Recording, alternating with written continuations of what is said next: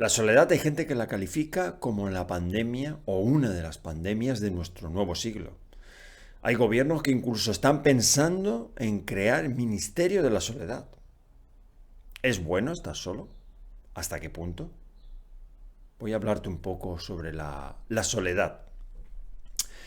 Primero, ¿es lo mismo estar que sentirse solo? En español existe esa diferencia. No es lo mismo ser que estar. ¿Eh? Estar solo es cuando no tienes otra opción, cuando no es una opción.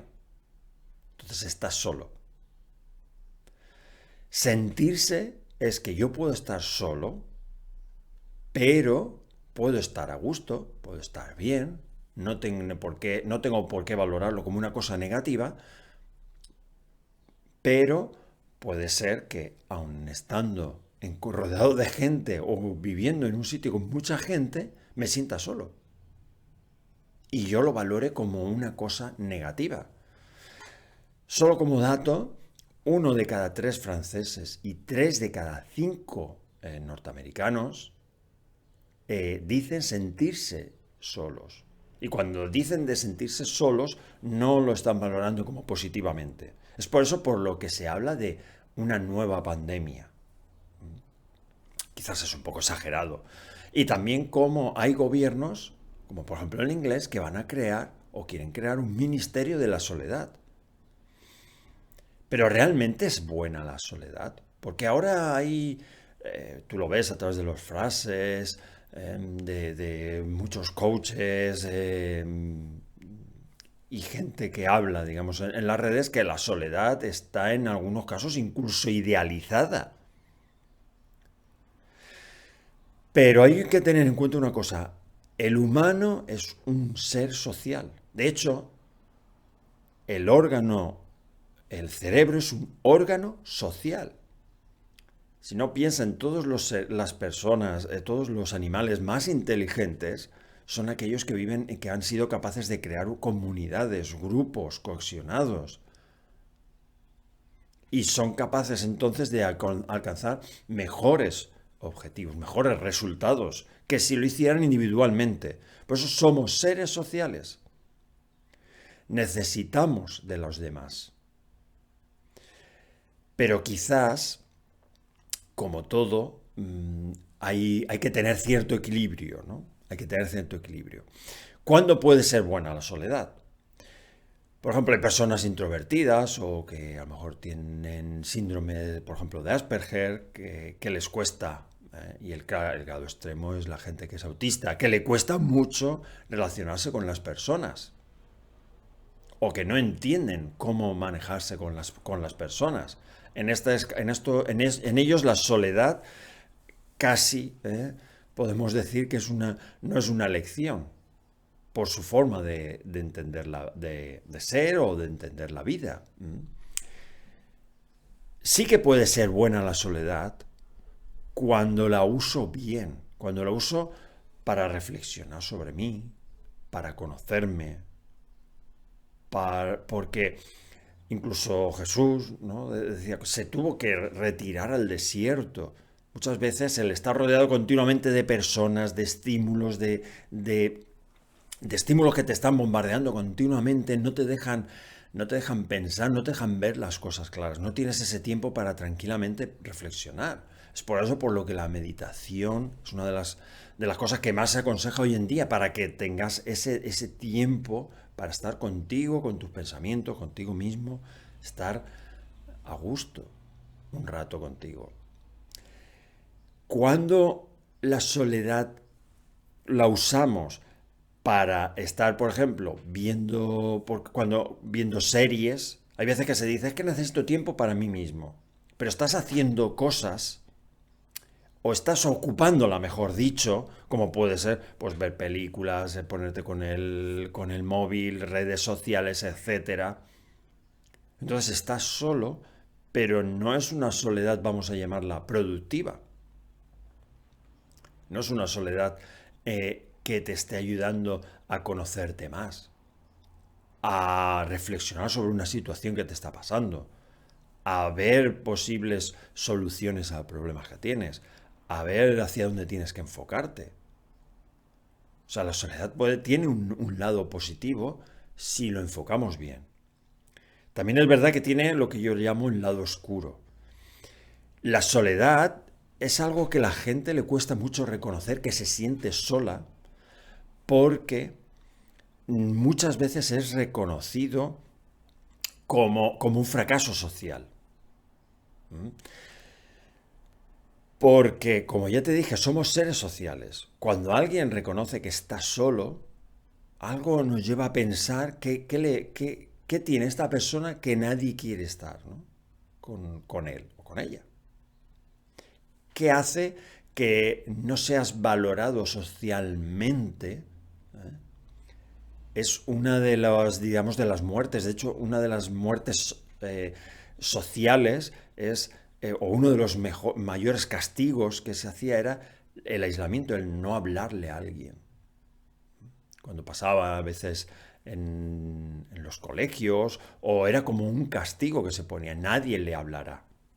En el mío Cid, el rey Sancho lo que dice es, no te, no te que nadie le dé ayuda al Cid. Entonces le toca expatriarse, salir de su reino, pero nadie le puede ayudar, nadie le puede hablar.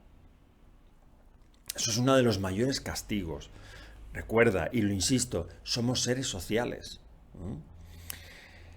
Y una de las cosas y está estudiado por psicólogos y por psiquiatras es que cuando la soledad se transforma, digamos, en crónica y es a largo plazo, puede tener unos efectos que son, no llegamos a identificar las reacciones de las personas. Incluso dicen que gente que ha estado mucho tiempo aislada no sabe identificar.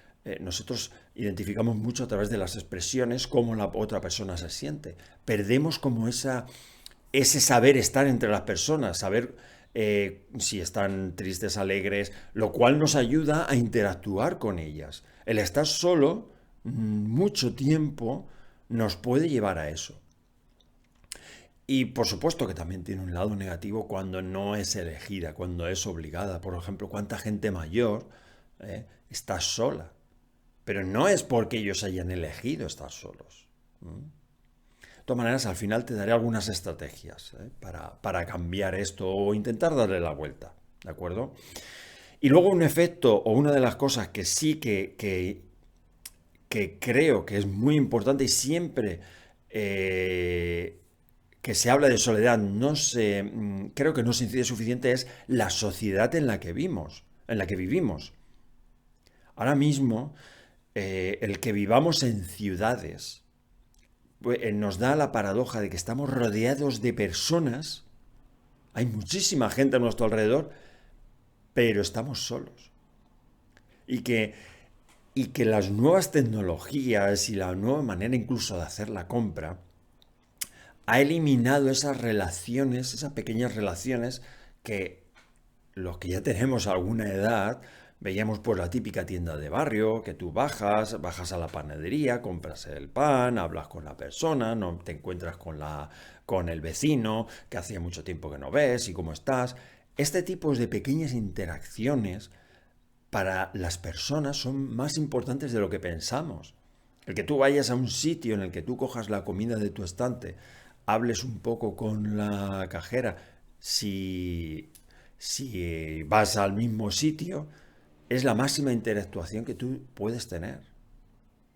Por eso en Holanda se crearon las cajas Slow Cash, que es que para la gente mayor, en la cual no tienen prisa y se entretienen a hablar un rato y demás.